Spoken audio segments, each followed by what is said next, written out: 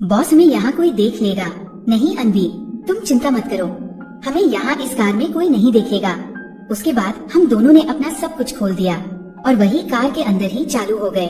लेकिन फिर हेलो दोस्तों, मेरा नाम अनवी है, उम्र 23 साल, एक साधारण सी लड़की जो दिल्ली के एक कॉर्पोरेट ऑफिस में जूनियर एग्जीक्यूटिव की नौकरी करती है। काम के शुरुआती दिनों में बस यही सपना था कि टाइम से ऑफिस जाऊं, अपना काम करूं और फिर घर लौट आऊं। लेकिन धीरे धीरे कुछ चीजें बदलने लगी। हमारे ऑफिस के एमडी करण राठौड़, एक ऐसा नाम जो हर लड़की के दिल की धड़कनों में कहीं न कहीं धंसा होता। वो सिर्फ खूबसूरत नहीं थे, रहस्यमयी भी थे। वो अपनी जगह से ज्यादा हिलते नहीं थे, लेकिन अगर कभी उनका चेहरा मेरी तरफ उठता था तो उनकी आंखें कुछ कहती थी। कोई भी लड़की ये माने या ना माने, मगर करण सर का मुझे देखना कुछ अलग था। कई बार ऐसा हुआ कि मीटिंग रूम में सब लोग बैठे होते और सर अपनी बात रखते, लेकिन उनकी नजरें बस मुझे पड़ रही होती। उनके बोलने का तरीका, आँखों की चाल और उनके होठों के बीच आती वो हल्की मुस्कान, मैं समझ नहीं पाती थी कि वो सब कुछ काम से जुड़ा है या मुझसे।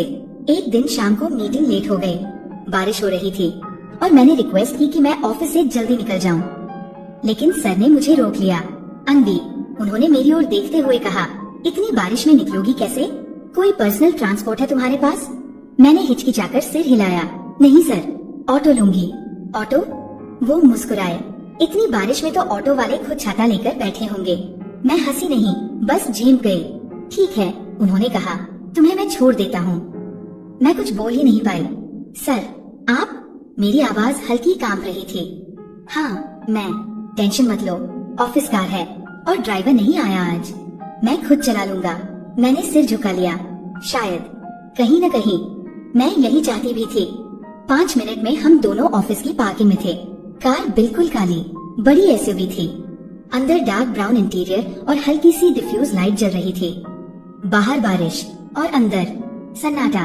मैं पीछे बैठी, सर ड्राइविंग सीट पर थे, लेकिन जैसे ही उन्होंने गाड़ी स्टार्ट की, उन्होंने रियर व्यू मिरर को मेरी तरफ मोड़ा और कुछ देर तक देखते रहे।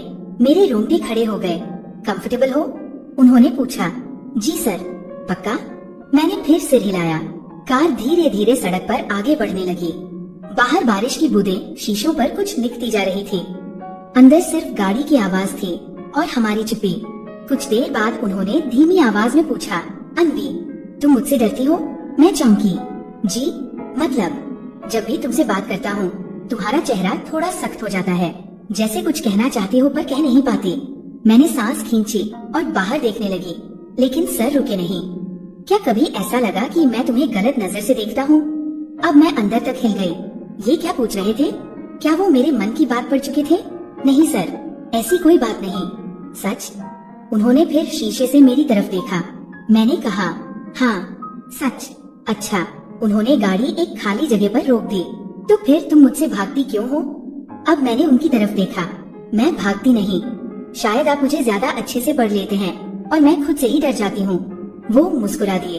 मैं तुम्हें डराना नहीं चाहता अनवी, उन्होंने कहा, बल्कि तुम्हें बचाना चाहता हूँ। बचाना? मैं थोड़ी और सिहर गई। किससे? खुद से, उन्होंने धीरे से कहा। उसके बाद उन्होंने गाड़ी फिर चलानी शुरू कर दी, पर अब कुछ बदला हुआ था। वो मेरी ओर ऐसे देख रहे थे जैसे कुछ कहना चाहते हैं, लेकिन कह नहीं पा रहे। अचानक उन्होंने रेडियो ऑन कर दिया। एक धीमा सा रोमांटिक गाना बज रहा था। कार का माहौल और भी मध्यम हो गया। मेरा दिल जोर से धड़क रहा था। फिर उन्होंने कहा, अनवी, तुम जानती हो मैं तुम्हारे साथ अकेला क्यों बैठा हूँ आज? मैंने चुपचाप सिर हिलाया।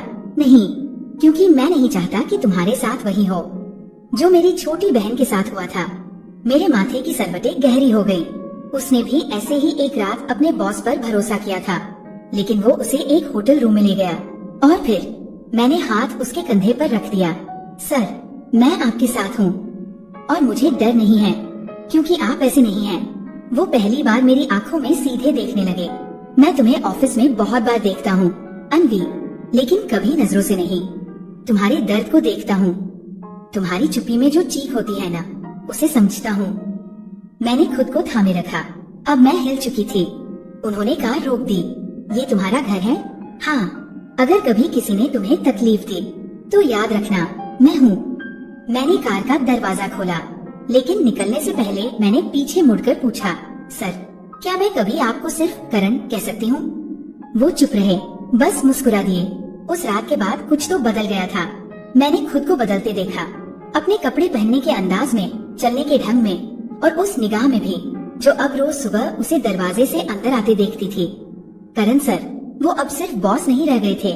मुझे लगता था मैं उनके सामने खड़ी होकर भी खुद को छुपाना चाहती थी और शायद दिखाना भी। अगले दिन ऑफिस में जब वो मेरी डेस्क के पास रुके, उनकी नजर कुछ सेकंड ज्यादा टिक गई। मेरी साड़ी की पल्लू थोड़ी ढीली थी, कॉलर बोन हल्का सा झांक रहा था और वो देखते रहे।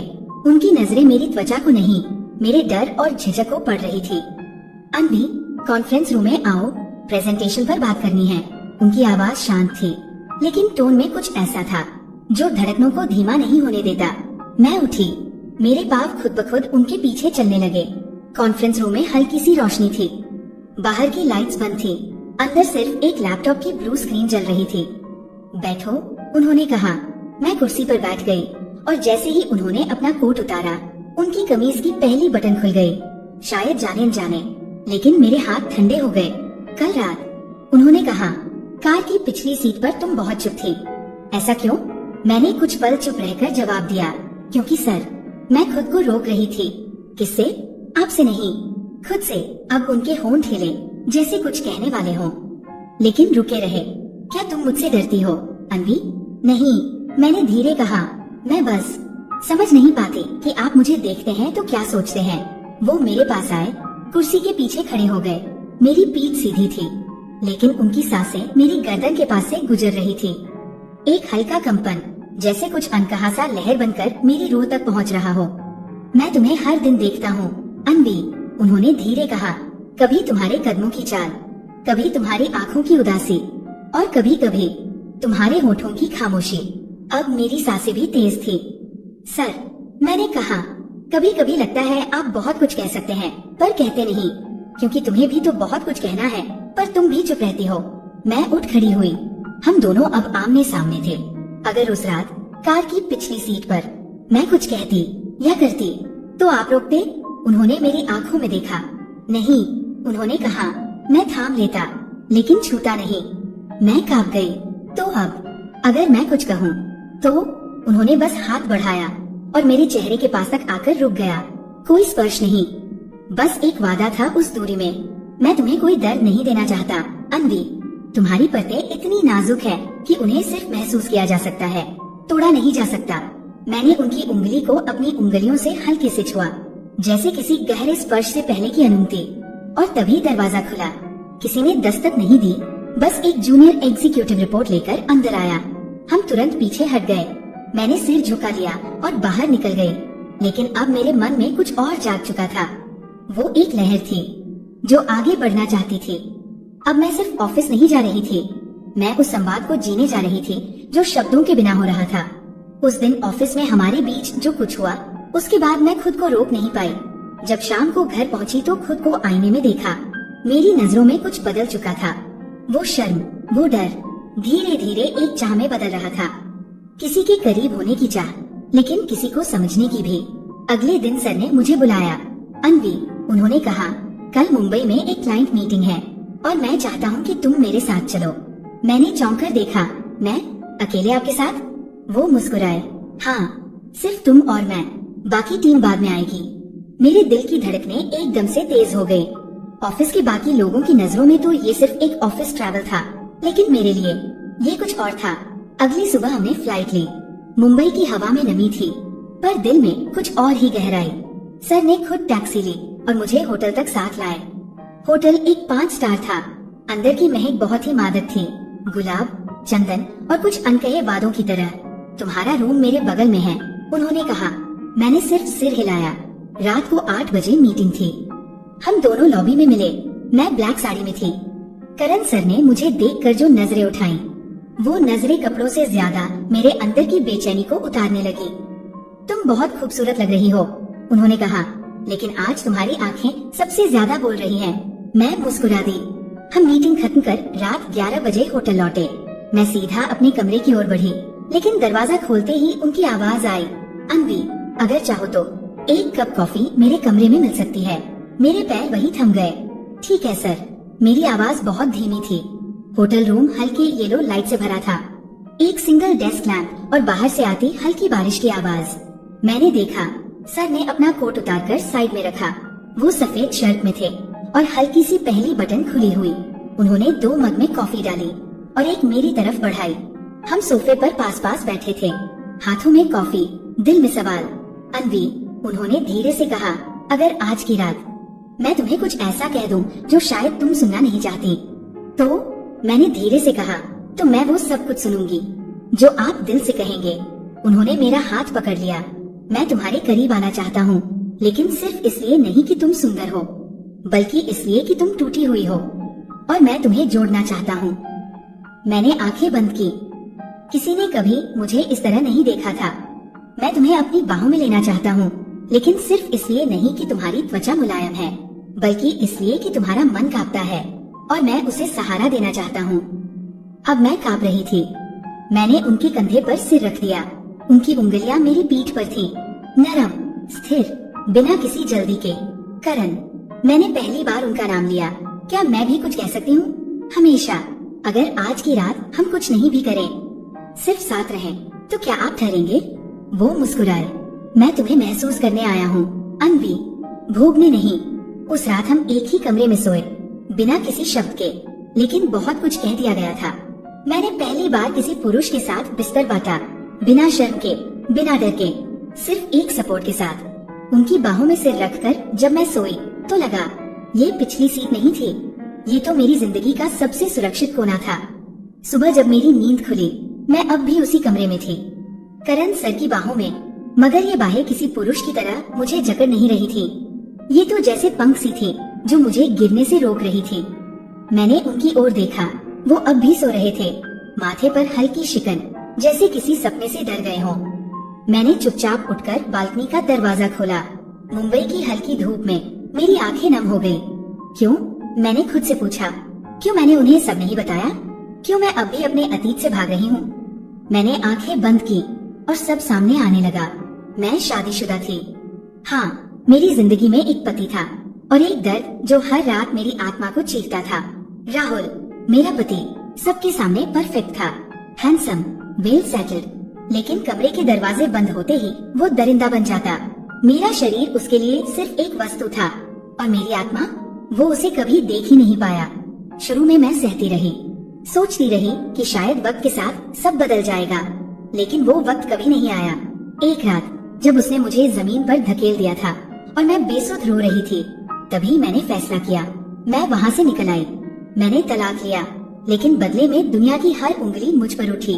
शादी तो समझौता होता है, औरत को सहना आना चाहिए। पता नहीं क्या किया होगा इसने। मैं टूट गई थी और तभी मुझे ये जॉब मिली और ये बॉस, करण सर। बालकनी में खड़ी मैं कांप रही थी। अतीत की परछाई अब भी ताजा थी। ठंड लग रही है? पीछे से आवाज आई। करण सर जाग चुके थे। मैंने धीरे सिर हिलाया। वो पास आए, मुझे देखा और शायद पहली बार मेरी आंखों में मेरा सच पढ़ लिया। तुम कुछ छुपा रही हो, अनवी, मैंने धीमे से कहा। कभी कभी सच भी डरावना होता है, तो बोल दो। उन्होंने कहा, मैं सुन लूंगा। मैंने सब कह दिया। शब्दों में बहुत कुछ नहीं था, लेकिन हर आंसू, हर रुकती सांस मेरी कहानी सुना रही थी। जब मैंने बोलना बंद किया, वो बहुत देर तक चुप रहे। फिर उन्होंने कहा, अब मेरी बारी है, अनवी। मेरी एक बेटी थी, उन्होंने कहा, प्यारी सी, तुम्हारे जैसी ही। नाम था आशी। वो बहुत बातूनी थी। मुझसे कहती थी, पापा, जब मैं बड़ी हो जाऊंगी तो आपके ऑफिस में काम करूंगी। पर एक दिन, एक एक्सीडेंट में मैं उसे खो बैठा। उनकी आंखें अब भी नम थीं, जैसे हर शब्द के साथ उस हादसे की तस्वीरें लौट रही थी। उसके बाद मैं एकदम खाली हो गया। अनवी, घर, रिश्ते, बिजनेस, सब था, लेकिन दिल से कुछ नहीं बचा। और फिर तुम आई। मैंने सिर उठाकर देखा। तुम्हारी बातें, तुम्हारी चुपिया, तुम्हारा टूटा हुआ आत्मविश्वास, सब कुछ मुझे आशी की याद दिलाता था। मैं कांप गई। मैं तुम्हें चाहता था, हाँ, पर उस तरह नहीं जैसे दुनिया सोचती है। मैं तुम्हें सहेजना चाहता था। मैं तुम्हारा बॉस हूँ, लेकिन दिल से मैं तुम्हारा संभालने वाला बन गया था। मेरे होंठ थरथरा गए। मैंने पूछा, तो फिर? उस रात कार की पिछली सीट पर आपने मुझे रोक क्यों दिया? क्योंकि उस पल तुम लड़की नहीं थी, एक टूटी हुई बच्ची थी। और मैं एक बाप की तरह डर गया था कि कहीं तुम्हें और चोट न दे बैठो। उस पल मेरे सारे सवाल, मेरी सारी उलझने एक आंसू की शक्ल में बाहर निकल आई। मैंने उनके सीने से लगकर खुद को रोकने की कोशिश की, लेकिन वो बाहें अब खुल चुकी थी। उस दिन के बाद कुछ तो बदल गया था, लेकिन बाहर से नहीं, हमारे भीतर से। अब मैं जब ऑफिस जाती थी तो करण सर की नजरों में वो सवाल नहीं होते थे जो पहले थे। अब वहाँ सिर्फ एक अजीब सी शांति होती थी, जैसे हम दोनों एक दूसरे को समझ चुके हों। बिना कहे हमारी मीटिंग्स अब भी होती थी, पर अब उनमें कागज कम और खामोशी ज्यादा होती थी। लोग देखते थे, बातें भी करते थे। बॉस और सेक्रेटरी के बीच कुछ तो है। सुना है मुंबई में एक ही कमरे में थे। अब प्रमोशन तो पक्का है उसका, लेकिन हमें अब इन बातों से फर्क नहीं पड़ता था। एक शाम जब ऑफिस जल्दी खत्म हो गया, मैं टेरेस पर खड़ी थी। सूरज ढल रहा था। करण सर मेरे पास आए। तुम आजकल बहुत शांत हो, अच्छा है ना? हाँ, लेकिन कहीं खोई रहती हो। मैंने उनकी तरफ देखा। करण, क्या हम ऐसा ही रह सकते हैं?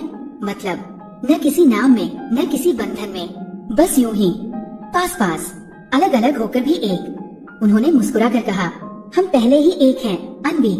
कभी बेटी की तरह, कभी दोस्त की तरह, कभी एक अधूरे रिश्ते की तरह, लेकिन सबसे पहले एक इंसान की तरह जो दूसरे इंसान को टूटने नहीं देना चाहता। तो दोस्तों, ये कहानी यहीं पर खत्म होती है। उम्मीद है कि आपको अच्छी लगी होगी। अगर ये कहानी आपको पसंद आती है तो इस वीडियो को एक लाइक और हमारे इस चैनल कहानी स्ट्रीम को जरूर सब्सक्राइब करिएगा। और हाँ, बेल आइकन को ऑल पर सेट करना मत भूलिएगा। हम मिलते हैं अगले वीडियो में। धन्यवाद।